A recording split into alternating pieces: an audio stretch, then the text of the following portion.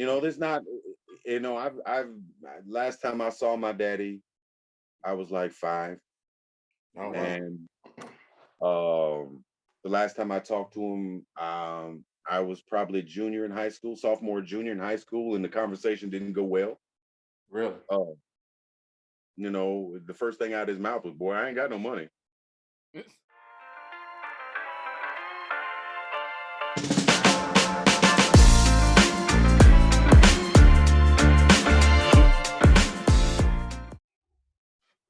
What's up, world? This is Big Frank the Tank, aka Big Reno, aka KC's finest, aka Little Reno, Malcolm, and Farron Daddy. What's happening? Man, what's up? This is Jay, aka Wood, aka KCH Town. Welcome to the podcast, y'all. Yeah. And we got a guest tonight. We got an old friend of ours that we brought on here to talk about some good stuff. Mr. John Holland, aka JP. Mr. AKA Go Chicken Go, Mr. AKA the 50s Run.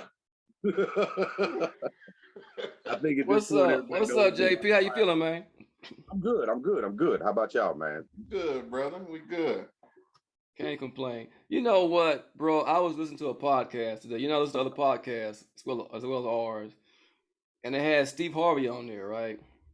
And he was talking about, his success and whatever. And he was talking about how he's never changed how he was or who he was. He's country as hell.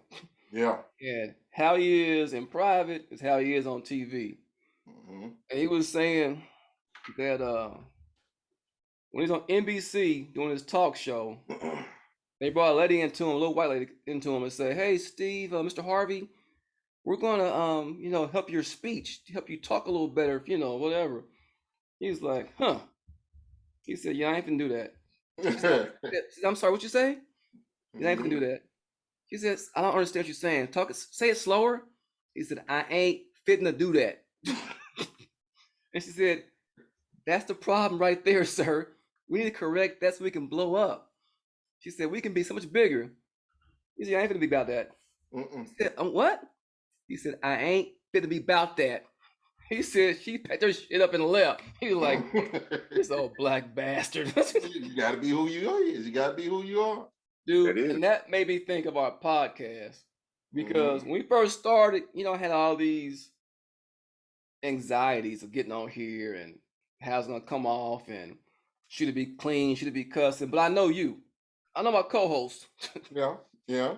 Is just gonna let it go. So I said to say that I think we good how we are. We authentic, being real. If you like it, you like it. If you don't, you don't. Right. And that's how it is. So and speaking of liking, two things. Speaking of liking, why don't you go ahead and hit that like button, subscribe, and keep joining us every week, man. We're gonna do some nice shit, funny shit, happy shit, and some serious shit. But one thing that you just hit on, Big J, is you said, you're gonna be authentic, you're gonna be who you are. This brother that we got on here today, I swear to you, I swear to God, and on 3 dead dogs, that this cat has not changed in the 30 plus years that I've known him, ever. This cat is gonna be who he is. JP boy, I'm glad to have you on, man. Glad to have you on. I appreciate y'all having me on. I'm excited. I've been checking y'all out. It's been a treat, man. I'm really excited for y'all. This is something that really cool for y'all, man. I really dig it, man. And glad to be part of it. I'll say this, you are the nicest white guy I know.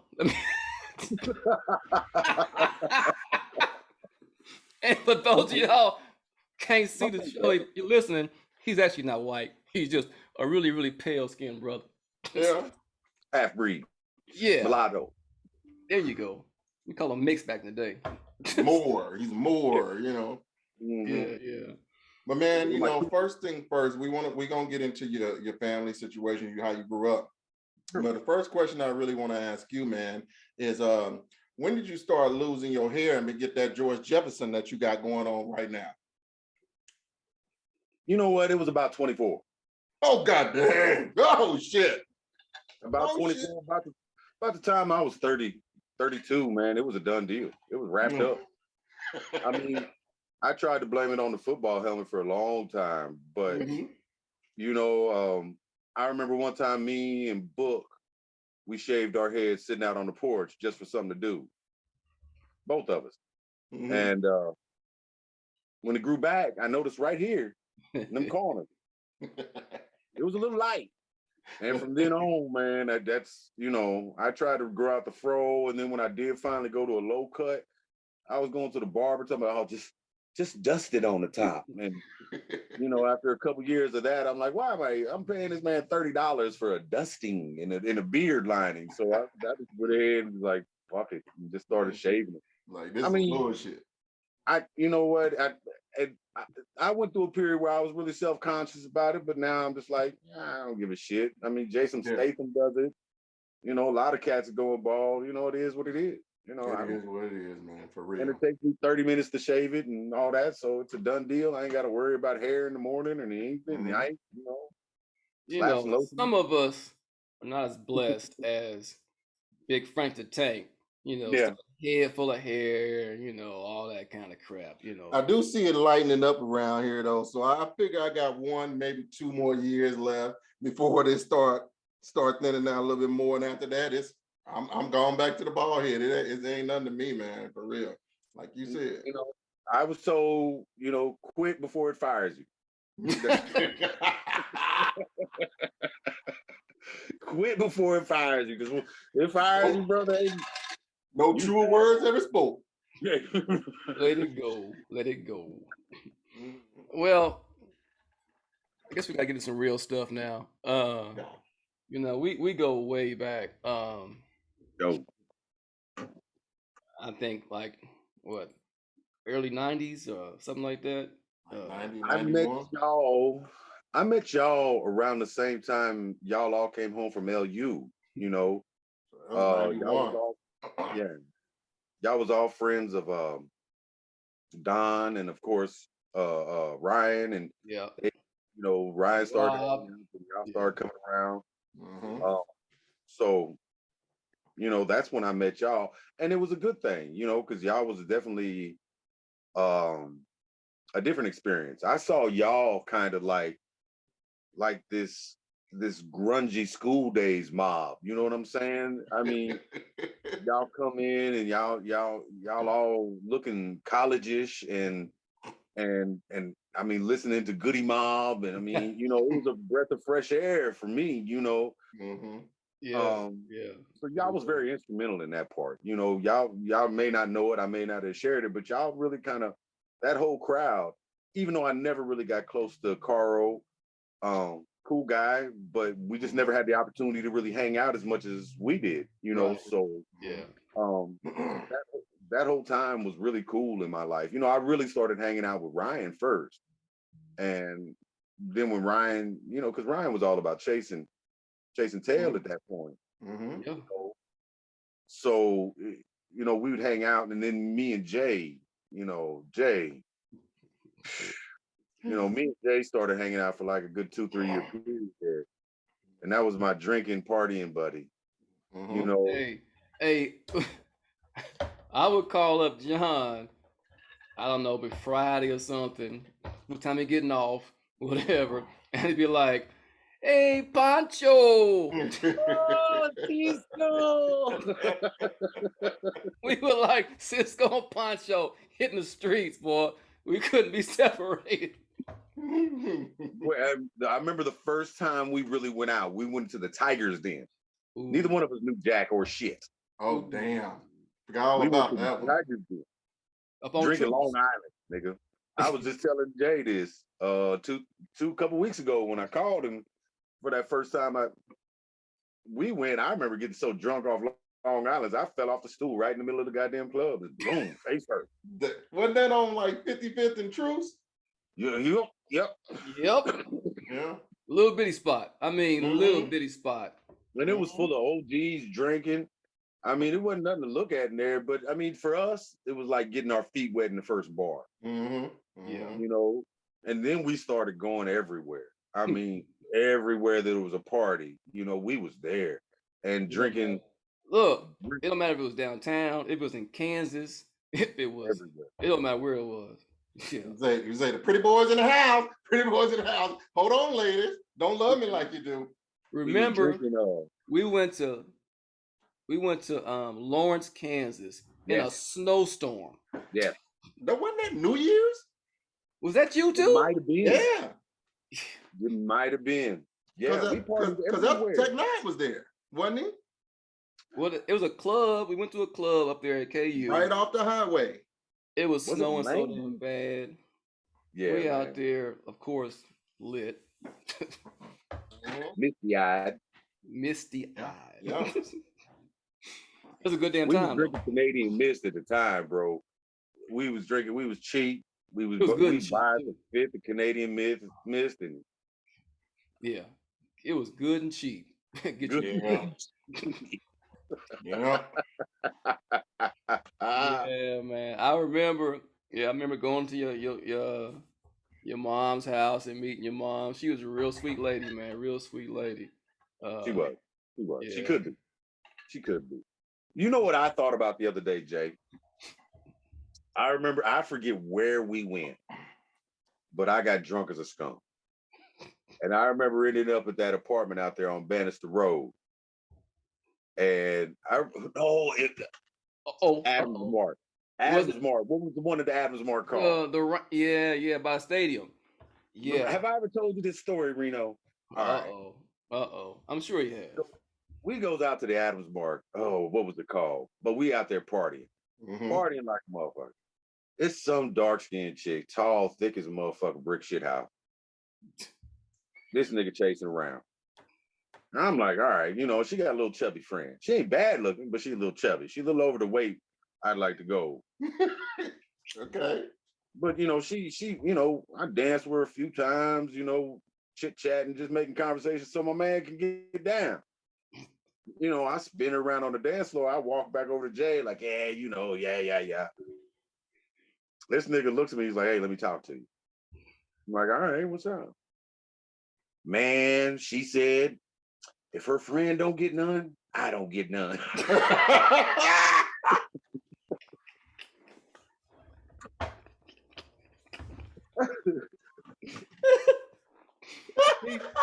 He's the best wingman ever. Hey, the story don't stop there. Because I'm like, he's like, take a minute, think about it. Let me know. But come on, man. I was like, this nigga disappeared, come back. This nigga like, come on, man. Here's a drink. I got your drink. I'm like, all right. So I'm drinking the drink, nigga. This nigga continued to keep buying me drinks. Next thing I know, I bullshit you not. I wake up on the middle of this nigga's floor, living room floor in his apartment with like some bearskin rug wrapped over me and shit. And watching him, the chubby chick, and his little chick walk out the front door. I still to this day don't remember what happened. That nigga was like, oh yeah, I heard y'all. Yeah, all right, yeah.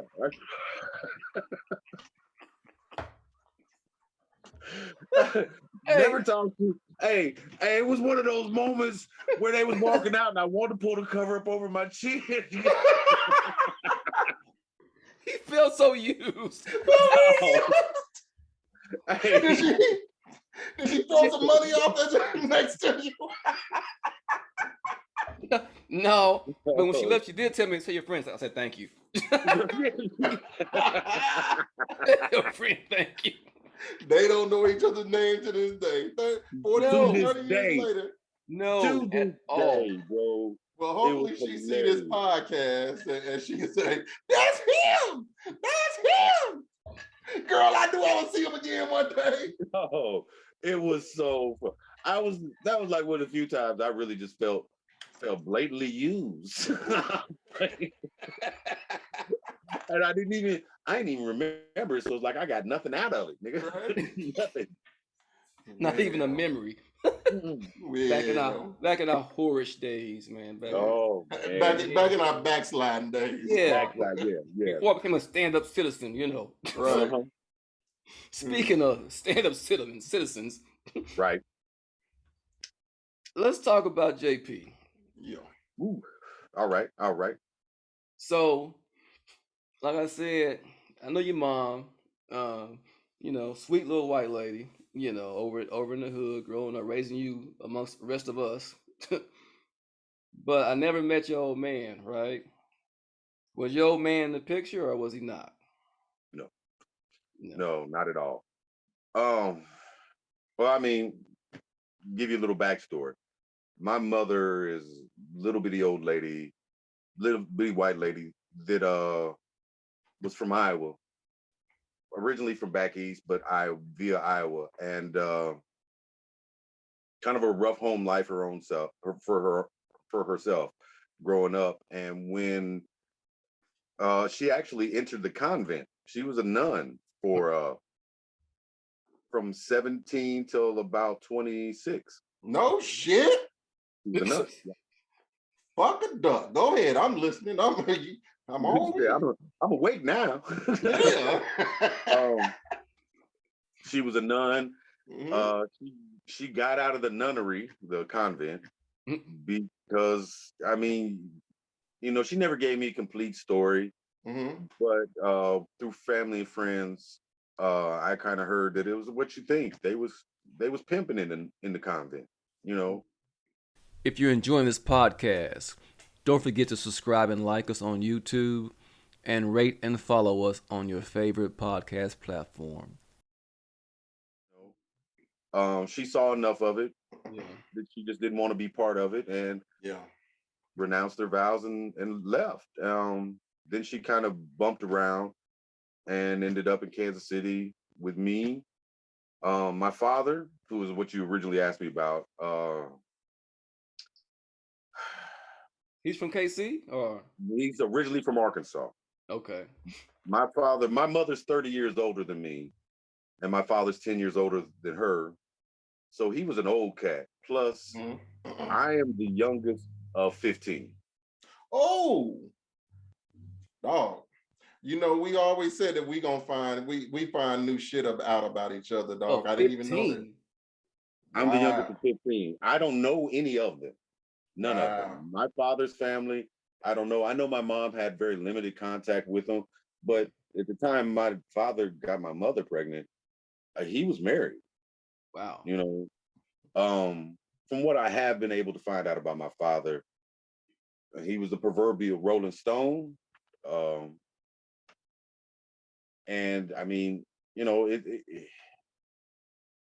what do you say? Criminal. Did they meet here? Huh? They met here in Kansas City? I believe so. Yes, because she worked at St. Joseph and he was down there doing night security, and that's how they met. There's not, I've last time I saw my daddy, I was like 5. Oh, wow. And the last time I talked to him, I was probably sophomore, junior in high school, and the conversation didn't go well. Really? The first thing out of his mouth was, "Boy, I ain't got no money." And that right there kind of spoiled the conversation for me. So, I haven't had any desire to really catch up with him or any of his family. Yeah. But you get older, you definitely start to see how it can influence you as a man and as a human being. As a young man, I was like, fuck it, fuck him, fuck them. And I still don't have any love lost for any of them, but you do want to know how this happened. You know what I'm saying? You saying that fuck them, did they ever try to reach out, or did they even know about you? Yeah, they knew about me. They knew my mom. At least some of them did. I think when I was like 17, 18, one of the older sisters died. And one of the younger sisters did kind of randomly call my mom and tell her. My mom tried to coerce me into going to the funeral with my father. And I'm like, fuck no. I don't know You that. talking about one of your older sisters or one of his siblings? Okay. One of my older sisters. One of his daughters, one of my older sisters. Okay. But again, I don't know any of them, never met them, don't know who they are, none of that. So, no, I didn't want to go. Yeah. Yo, man, still living, or is he passed on? I, again, couldn't tell you. Yeah. Couldn't tell you. Yeah. So the last conversation y'all had was high school. Yeah. Okay. Yeah. And I was in a real weird place. High school was really highs and lows for me. And he, I was really just calling him for some like guidance. My mom, my mom was like, here, you probably need a little guidance. Call him. Yeah. And she kept insisting about it. And I really was like, I don't know. And when I finally did, he literally picked up the phone and was like, I ain't got no money. I was like, all right. Well, fuck you too. Damn. That was pretty much it,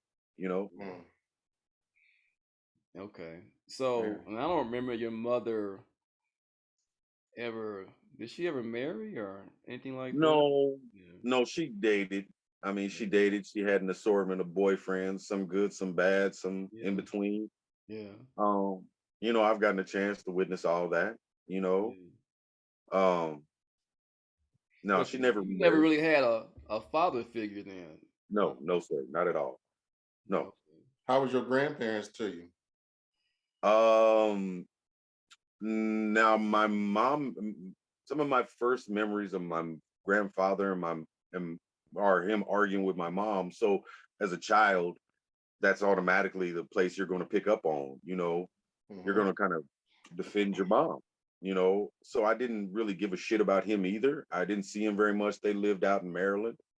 My grandmother and grandfather divorced, I think in their 50s. He remarried. She did not. Now my grandmother was a different story. I did end up kind of having a relationship with her, but at the time she tried to swoop in, tell my mom she was doing it all wrong, and basically buy my affection. My grandmother would give me anything, but she lived in Bethesda, Maryland, so we didn't get to see her that much. And her and my mom argued all the time. By the time I was 11, 12 years old, I understood totally that my mom just didn't get along with her parents. I'd seen her argue with both parents, as a child. Your mom was that black sheep?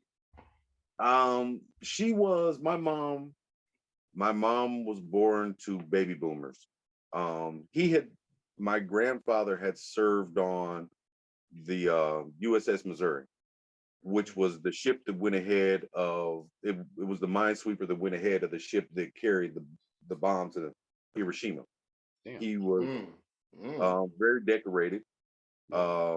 Served a career in the military, in the Navy, during the war. So they were the real deal baby boomers.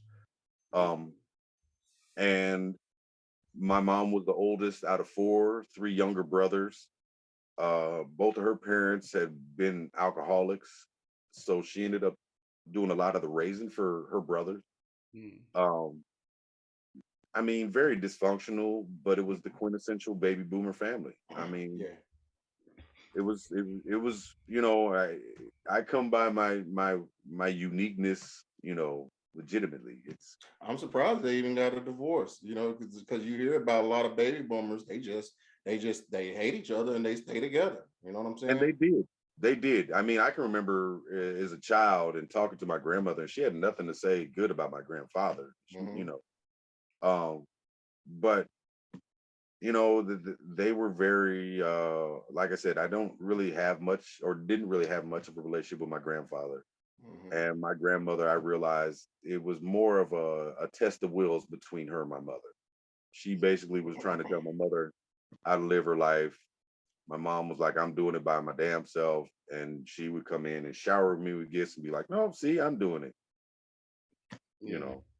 Women shit. Yeah, listening to your story and thinking about a lot of us that grew up in the inner city, either single parent household or what have you. And I think about like where you are now, right? And I know I have friends that grew up with me, similar situations, and didn't turn out well. I got buddies that are in jail. I got buddies that are dead or what have you because of a lack of direction.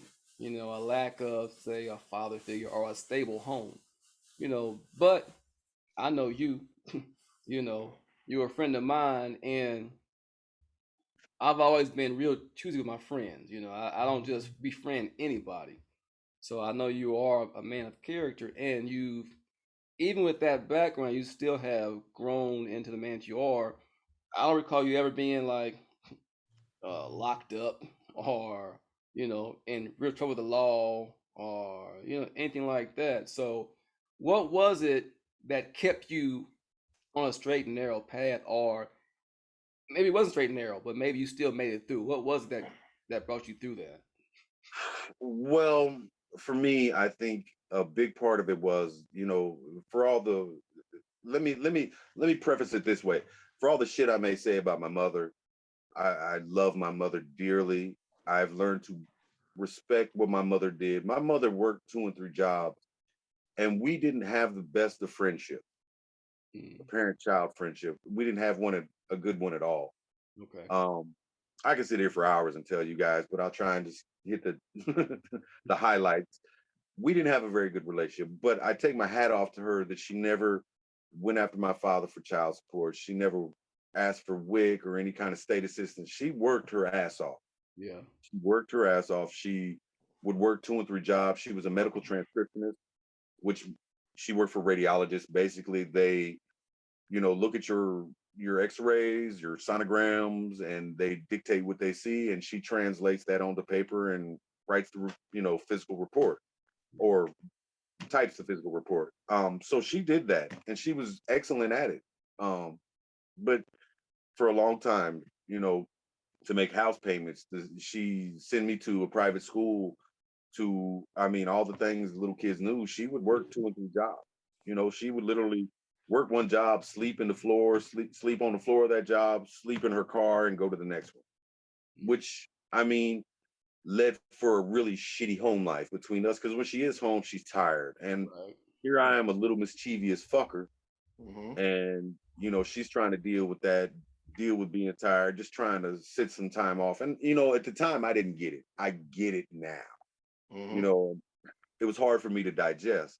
Yeah. But to answer your question more directly, Reno, I think for me, um, it was sports, and believe it or not, the niggas in the hood. Nigga, I didn't And ask you. Joy asked you that question. I didn't ask you shit. oh well, I'm sorry. It was, I wasn't gonna correct you, man. Go, you was on a roll, so Yeah, all but right. but continue. But continue. Um, but it was sports. It was sports that really taught me a lot of man stuff. How to be on time, how to be responsible, how to, finish the play. That's what really gave me a lot of my man characteristics, is playing football, baseball, basketball. I played everything. I did latch on to football after a while and tried to make a run at it, but that's where football was like my father. It Did any really was. coaches take you up under their wing? Some, Mm-hmm. some. I've had some really good coaches. I've had some really shitty coaches. Mm-hmm. Um, I think the thing that I realized later on was, the higher you get, the more it's a business, and coaches don't have time to give a fuck. Yeah. You know, Yeah. um, so sports, and like I said, you guys, whether you know it or not, and believe it or not, I had this conversation with Ryan not too long ago, and I told him, I, you're really influential. You two cats were really influential for me at that point in time. Mm. Me being an ass and acting the fool and always into something, but I'm always watching, and I'm always studying, and I'm trying to be a man, trying to be a better man. What are these cats doing that I'm not doing? How do these cats relate to this situation? What are these cats like? And it's not that I want to be like y'all, but again, when you don't have that father figure, when you don't have that significant male influence in your life, you tend to do a lot of trial and error and grasping at straws and hoping for the best. Yeah. Okay. Do you now? I'm gonna swing over to the grown up a little bit, because Sure. one thing that I've always truly admired about you, dude, for real talk, is the fact that on the football, you know, it's the real talk, man.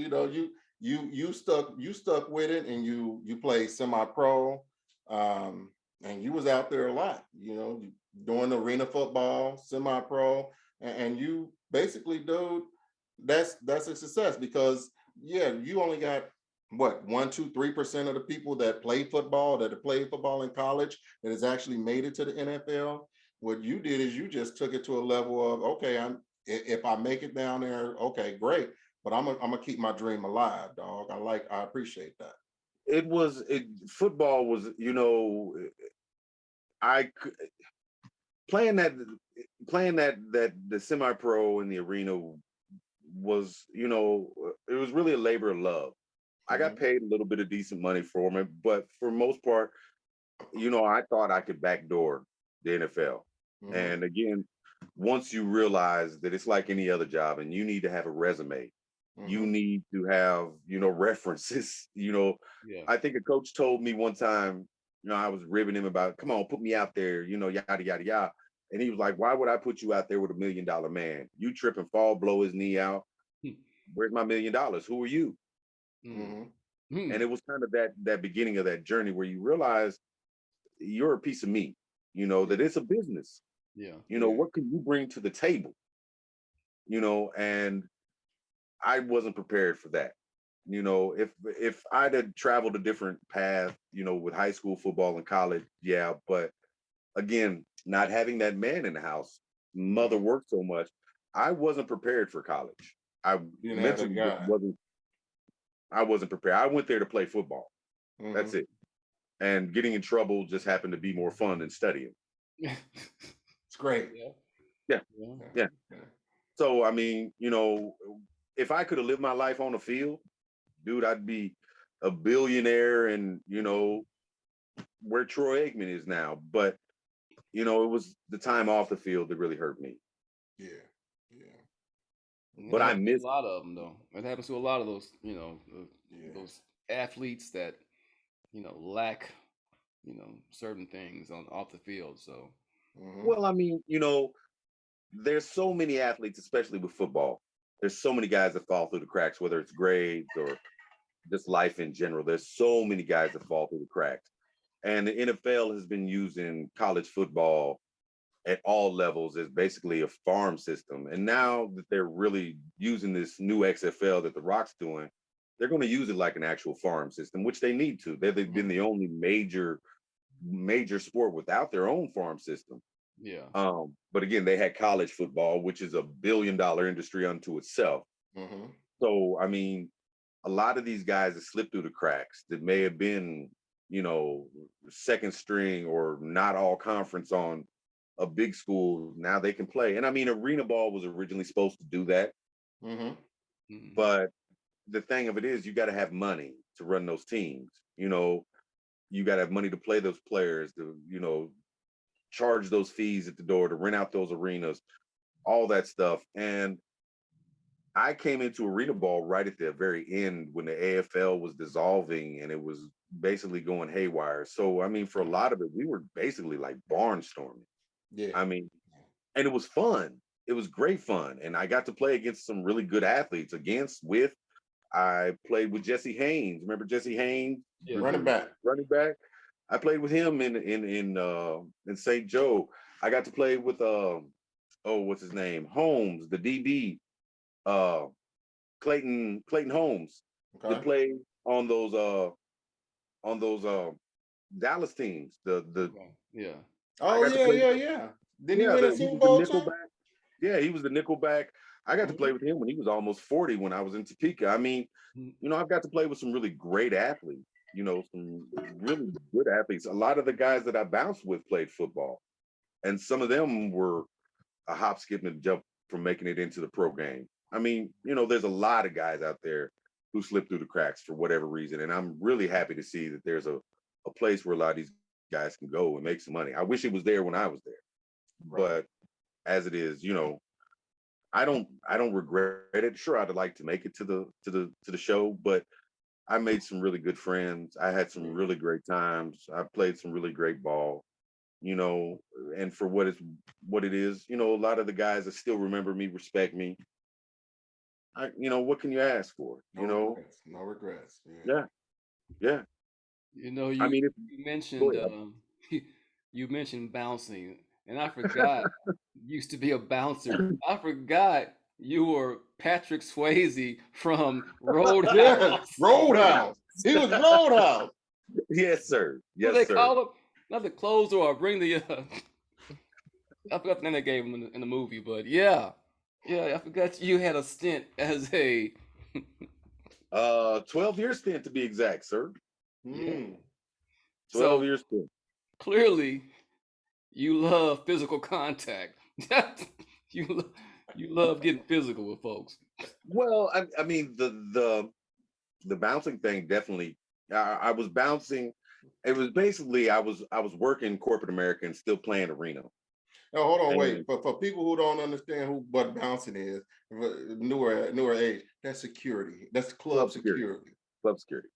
Um, I wasn't making enough bread. Some of the cats I was playing ball with was like, we're bouncing. I was like, where? Let me in. We ended up they were bouncing down at 151 Candy down in the West Bottoms. Mm. It was a free for all. I mean, it was a total fucking free for all, dog. It was hood as fuck. We didn't have any walkie talkies or nothing. It was basically everybody wore those fluorescent road worker shirts, with the little, Yeah. we wore those. And when you saw all of them move, you went to where they went, I mean, it was full on bar fights, the whole works, man. I mean, it was grungy, grimy as a motherfucker. Um, we just beat up people down there, beat the shit out of people. And I played ball with a handful of the cats that was down there doing it. And then that club closed. So I was talking to this chick and she hit me to this other dude. Long story short, I started working at a club. Well, then it was Zen. It was the new black club. It was the new It Black Club in Kansas City at the time. And we went up there and I got in with a decent group of guys and we started doing it there. Then the owner, after 3 years, and we all know that clubs in Kansas City, have a run life of maybe 2-3 years. And we ran our field as a black club. For those Kansas Cityans, everybody knows Club's In. It's right on 39th and Main. It's Club Aura now. He actually changed it. And when he first changed it, the first iteration that he had of the new club was a gay club called Lux, Lux, which I did the first 3 weekends at Lux. Full gay club. I was terrified, going into it. I was super scared. And a couple of friends of mine had been at other clubs and did, like gay nights and was like, quit tripping. It's not as bad as you think it is. I wasn't like cutting my hair. I wasn't shaving. I was trying to make myself look as homely as possible. But I mean, really, it wasn't no fights. It wasn't a black gay crowd. It was a predominantly white gay crowd. And they didn't really fight. And, after I think the second weekend, I'm standing there in the middle of this shit and I'm looking around like, it doesn't really matter. There's same dummies doing the same dumb shit. They're just gay. Right. And again, it was one of those things I did. I was terrified once I did it. I was glad I did it. Yeah. And I felt that, what? I'm proud of myself. And I learned a lot about myself and about my manhood. Sure, guys hit on me, but not nearly what you thought. Wasn't nobody trying to stick fingers up my butt or, take me home. Wasn't none of that. It was just you was enlightened about over the experience, man, and that's real, man. I think that's one of the problems that people have in life. They're so closed-minded about shit, but once they experience it or see a lot of this shit ain't as bad or whatever. No, man. You just gotta open your eyes. I'm still to this day, I'm still friends with some of the gentlemen that I met during that period, man. To this day. And they're cool people, And the thing that a lot of people don't realize is sure there are some of those gay men out there that are sissiest, but there's a lot of gay men out there that who've been fighting their whole life. You know, they may be gay, they may like men, but they're still a man. And I've seen some gay men beat the shit out of motherfuckers for talking sideways to them, you know. Right. And you know, it is a different perspective, but it was, like I said, I am glad I personally did it. After we did the gay thing, he shut that down because that didn't last long. For whatever reason, it just dried up really quick. And then he reopened it as kind of a EDM / hip hop club called Aura, which it still is today. And all together, all told, I did almost 12 years with the man. And I was the head bouncer for the majority of it. Everybody knew me as Spider. A lot of them still know me. Yeah. And I mean, I was working corporate America. I started it. I stopped working corporate America, and then I was just bouncing. There was several different time periods where I would just bounce 6-7 nights a week. But I'm glad it's hard to say because I'm glad I walked away, but at the same time, yeah, I'd be a lie if I said I didn't miss it in certain ways. Yeah. And I don't, not because of what you would think, because I mean, the free liquor, the last 4 or 5 years, I was drinking all the time. I mean, there is something always to look at, even though you may not holler, it's fun to look. And I mean, you're there, people from the street is there, people will move or shaker, so you always got your ear to the ground, and you know what in Kansas City, the hot spots, party spots, who's gonna be where, what in this. But I mean, don't get me wrong. You're in the mix of it all. In the mix, basically. So you get that high from being in the mix of things, and it keeps you young too. Because well, it wore me out until you get old. Like, damn, I'm old. But at one point, I'm there and I'm looking around and I'm 40 plus, and I'm like, most of these kids is old enough to be my children, and I'm not really the kind of guy that chases after young women. So that didn't really, again, it's fun to look, but at 40, you don't want something that's 20. It's just not what you want. I mean, some guys do, but not this guy, And like we were saying the other night when we was talking, I was telling you, the nice thing of like being away from it is trying to get my sleeping habits back and trying to get eating habits back. Huh? Get healthy. Yeah. Overall. Yeah. But there's a grind. Oh man. I mean, I'm glad to be away. It's really helped me kind of get my life back together. I mean, because I went from playing football to doing that. And then I started dating a lady that, she was really like, you need to get away from it. Let's do us. You need to. And it was just that time. A lot of the reason I left is because the owner was never going to promote me. And I felt like, I've done more than a decade. The head of security, give me a shot. And he just wasn't going to do it. And I mean, I got her on one ear and I'm already pissed off on the other side. So it was time for me to just step away. And me and the owner kind of had a little argument, and I walked out on a Saturday night and never came back. What was stepping up? It was that GM or part owner or what? GM, made me a GM. I've done everything in the club. I've done everything, everything from wash dishes to count money. Give me a shot, and I'm sure he has his reasons, and I've heard some of them.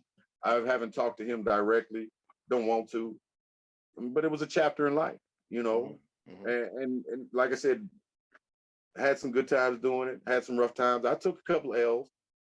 I mean, I know there's some dudes out there be like, I ain't never had my ass. Well, yeah, I took a few L's, but for the most part, I made a name for myself. There's a lot of cats out here who still know me as Spider from the club, and just being a decent dude, being able to handle my fucking business when it came down to it, respect is respect. If you're enjoying this podcast, don't forget to subscribe and like us on YouTube and rate and follow us on your favorite podcast platform. So let me ask you this, JP. So, over that journey of your career and the different things you've done. Over the course of that, you have managed to become a father, Mhm. and you have three beautiful children now. Yes, sir. Yeah, three girls, right? Yes, sir. Or three girls. Now, what are the ages? 7, 14, and 22. Oh Okay. man, you took some time. You took some time. My auntie calls it my 7-year itch. Yeah, I was gonna say it's like Yeah. 777. Yeah. Okay, Mhm. but so now you're a father, right? Of a grown-up teenager and Mhm. a small one. And the baby Yep. baby. Yeah. So how do you approach fatherhood now, based on the fact that you didn't really have a father yourself? You had your mother raising you. How do you approach fatherhood, and how do you handle it? I am, Jay.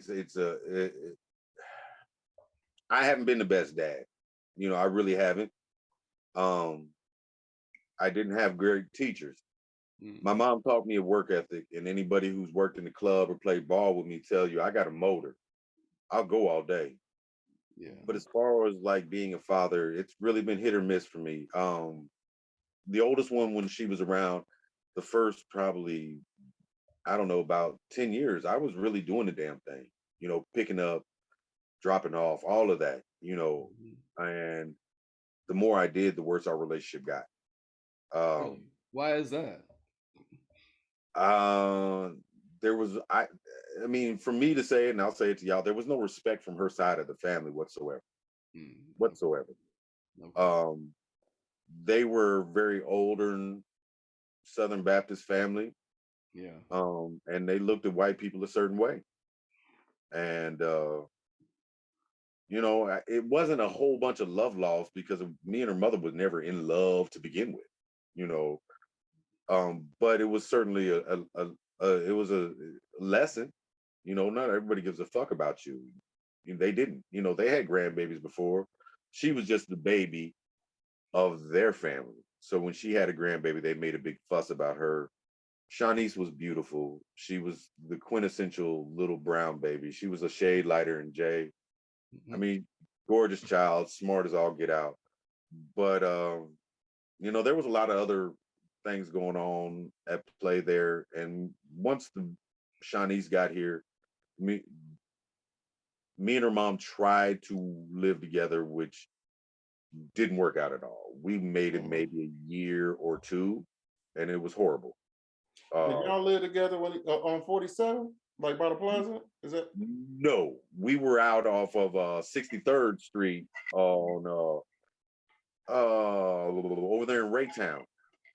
okay? Those apartments that are Oh, right oh behind. yeah, yeah. I came by Price Chopper. Yeah. We Okay, were I out came there. over there one time. Yeah. And it was, I mean, that was horrible in and of itself. You know, Neither one of us were in it for the right reason. Mm-hmm. And so when that happened, when we split and went our own different ways, I really tried to step up and be the dad to Shanice that I could, but it really didn't work very well. Um, we lost touch. Shanice and I really, from the age about 14 till really within the last year, we have been very much out of touch. And again, yes, I do believe there's holes in my learning. There's big holes because of the way I was parented. I mean, the old adage, if it's true that you parent how you were parented. Yeah. Right. And Right. I had a very distant parent with my mother because she worked so much. Not that I'm making excuses for my own behavior.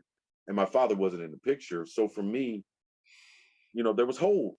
There was There's holes. no example, right? You didn't have a father example to even reference No, on how no. you should handle it. So that was your first one, and now your other two, you're 14 and you're 7. Uh, How the about those two? the 14-year-old is Ava Catherine.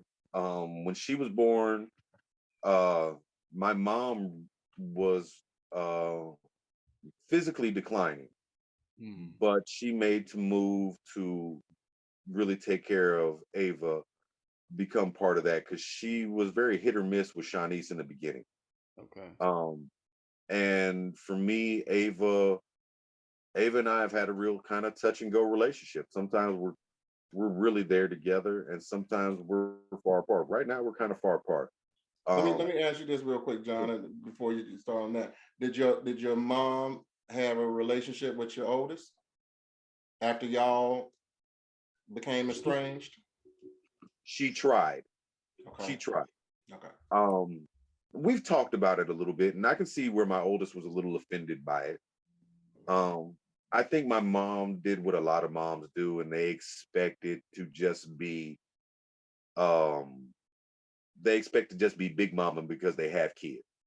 You know, they expect everybody to bring the baby to her, bring the baby to me. Come on, bring the baby to me. You know, and the thing about big mamas is, you know, if you out there doing it, you doing it. You know, if you going to get the baby, that's your grandbaby, you doing the damn thing. But people's lives go on, and I don't think my mom ever really grasped that ain't nobody gonna bring this baby to you 24/7. You know, so I think my mom felt alienated. She tried to have a relationship with Shanice, but they never really had one. She had an excellent relationship. She was everything to Ava.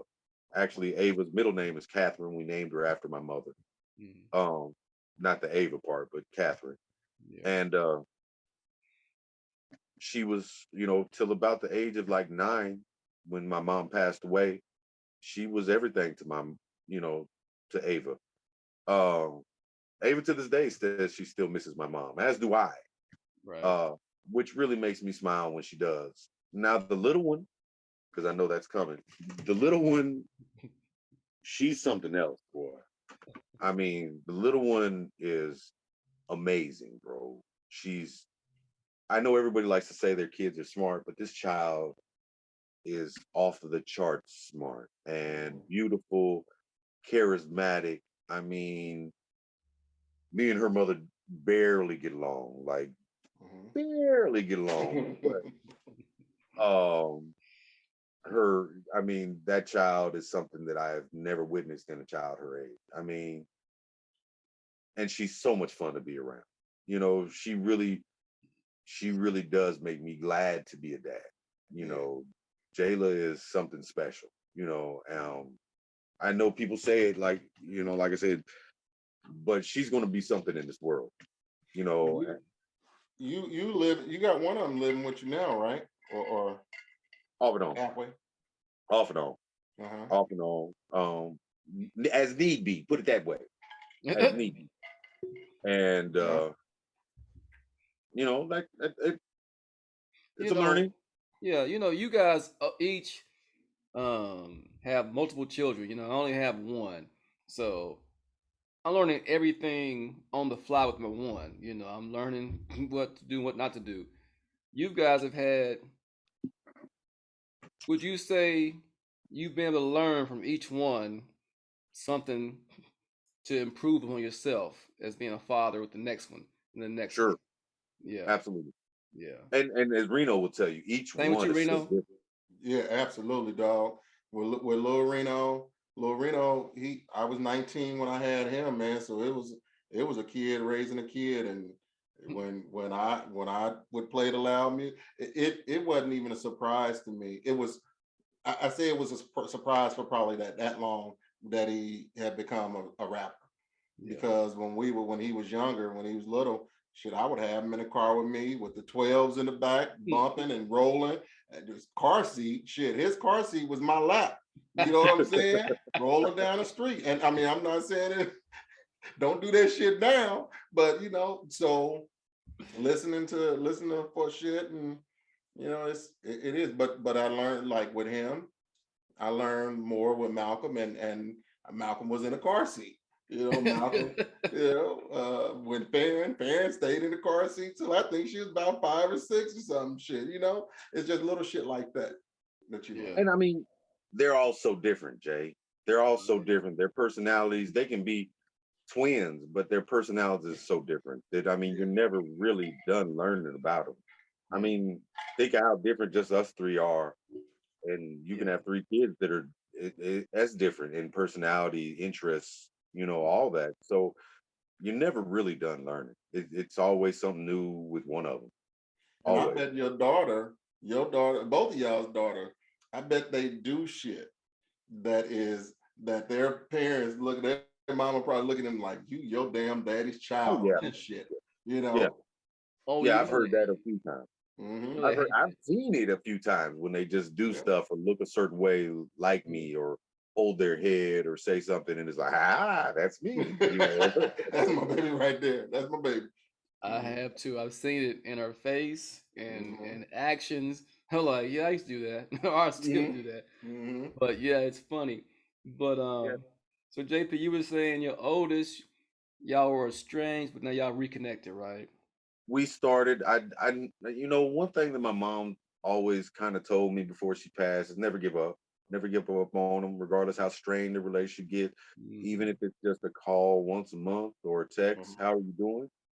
And I kept that process going. Sometimes it wouldn't be no more than 3-4 times a year, Christmas, birthday, happy Thanksgiving, I'd shoot a text. And then power of God, she just started. For a long time she wouldn't text back, you Yeah. know. Yeah. And then she, within the last year, started texting back, and I never pushed the issue. How are you doing? What's going on? You doing okay? How was Christmas? How's your birthday? How are you doing just in general? Yeah. And she started responding. How are you doing? And how was your Christmas? That's And good. I try and keep it short and simple. I don't want to stress her out and be all in her business. I think I'm going to do she's graduating, which I'm hugely impressed by. I can't even say I'm proud because I had nothing to do with it, but I'm impressed by it. And, I'm going to go to that. And then, where is that going to be? Where is she graduating from? Here.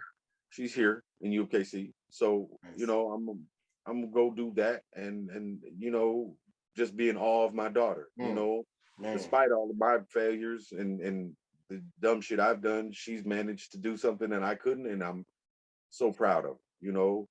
Um, That's what's up, man. That's what's up.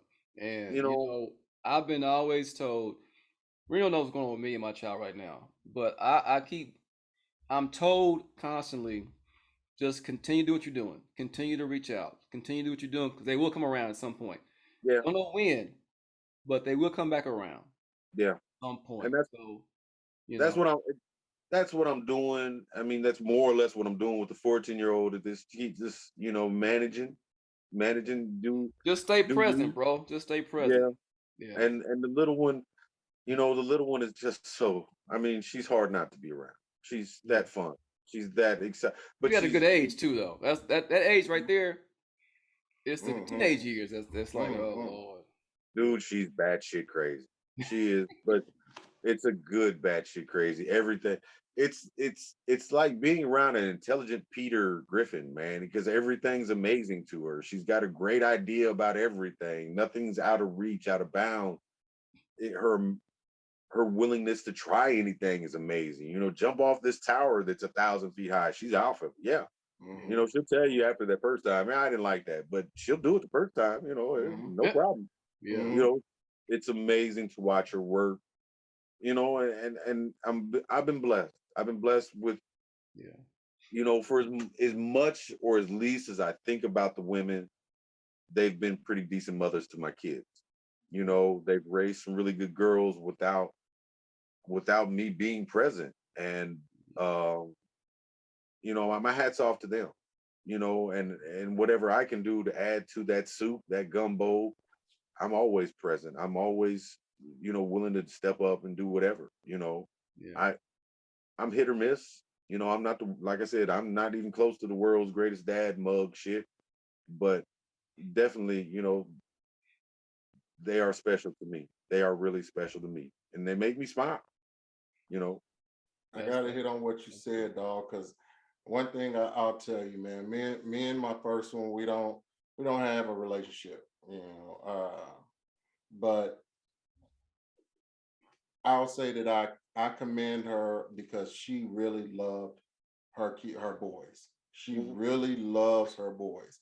I will say that she tried to protect them. And in some ways, I won't even talk about the bad shit. I would say for the most part, she wanted to protect her boys, no matter what she felt, in the way that she felt like she needed to. So I commend her for being a protector and loving her kids. And my daughter's mom, that girl, you know, can't say nothing. And you know, for whatever else we think about women and the things that we've gone through with women, baby mamas, our mothers, I'm sure all three of us can sit here and say we were raised by women that handle their business for all their flaws, for all their do's and don'ts. We were raised by women, you know, and there's a lot to be said by that. Now, don't get me wrong, women are women. You know, I'm a lifelong member of No Ma'am, but you know, I take my hat off to my mom. You know, I always ask about Jay's mom, and I've probably only met her a handful of times, but the elegance, the grace that she comes off with is amazing. She leaves a definite mark on you the first time you meet her, and I know she's a strong Black woman just from the few times that I've met her. You know, I'll tell you this. So I met your mom once. I met her once down on the block. Yeah, but Auntie Deborah, can't know. I'm telling you, man. Auntie Deborah is truly the sweetest and just like sacrificial. You know what I'm saying? She just got that love. All three of my kids went to her for daycare. You know, I couldn't have had it any other way. I can remember when Farron was first born, and she was like, and me and Angie was like, well, where's she gonna go? Angie was like, well, what options we got? I'm like, Auntie Deborah. it ain't no other. This is it. That's my auntie right there, man. She's just the sweetest woman in the fucking world. One of the sweetest in the fucking world. Every time I've been around her, she radiates elegance and grace, charm. I mean, she is just a beautiful woman, inside and out. What? She asked about you too, John. She asked about all my friends, you know, because again, she knows if they're a friend of mine, you know, they're good people. Right. So she always asks about you, ask about my friends. So she'll be glad to hear that because she does listen to the podcast. She listens, so she'll be glad to hear all that. Well, Auntie Deborah, I love you. I don't know what the fuck happened to your son Wood, because that motherfucker something else. but I love you. Like I said, man, listen here, dog.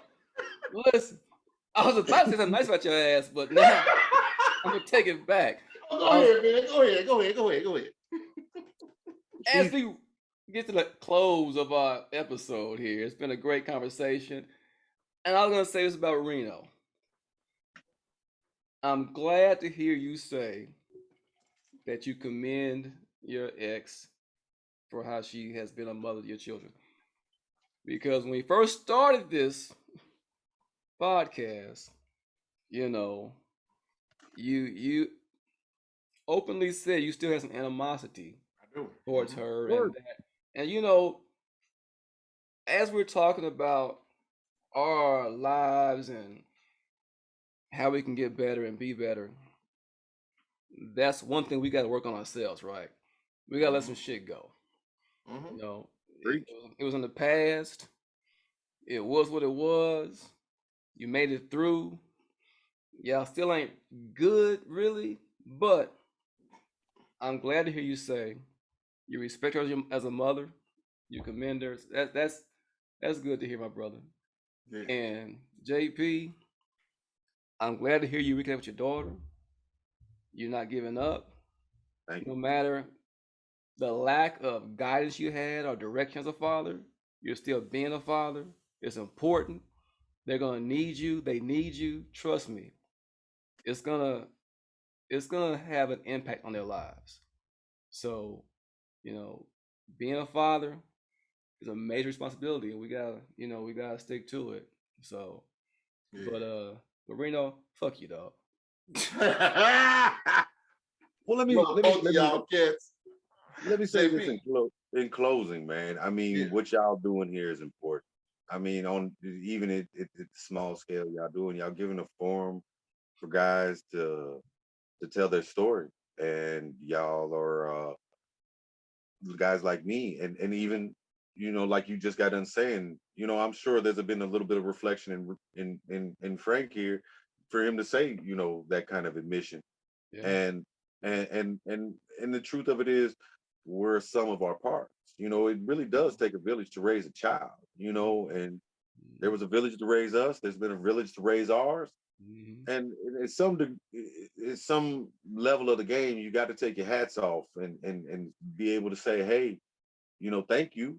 I can't stand you, but thank you anyway. You've carried that torch, you've carried that, you've built that bridge, and I'm benefiting from it.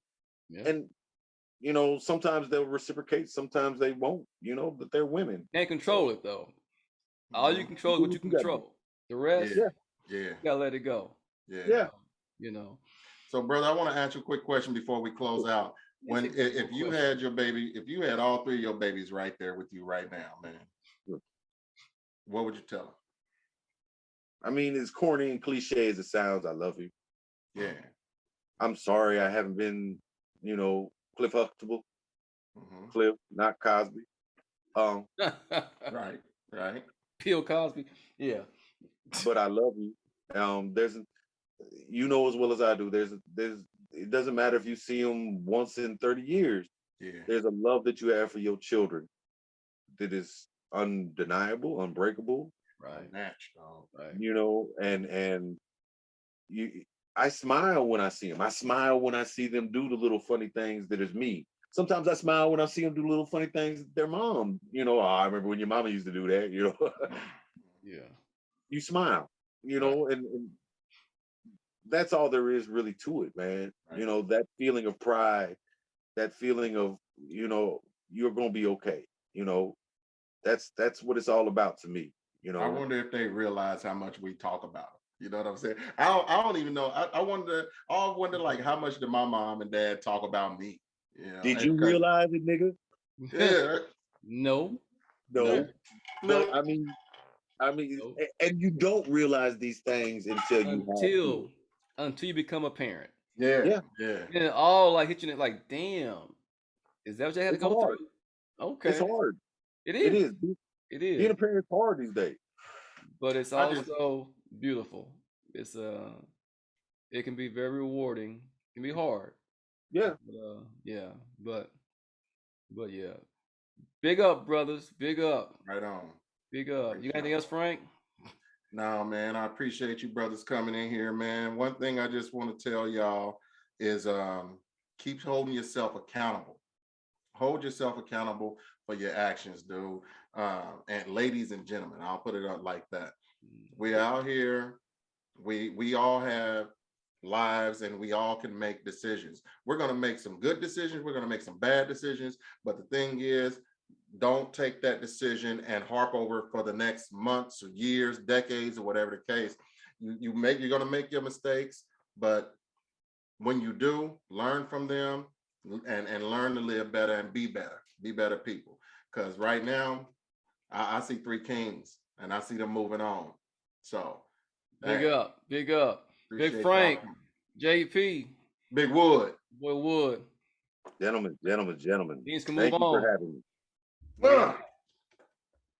If you enjoyed that episode, don't forget to subscribe and like us on our YouTube channel and rate and follow us on your favorite podcast platform.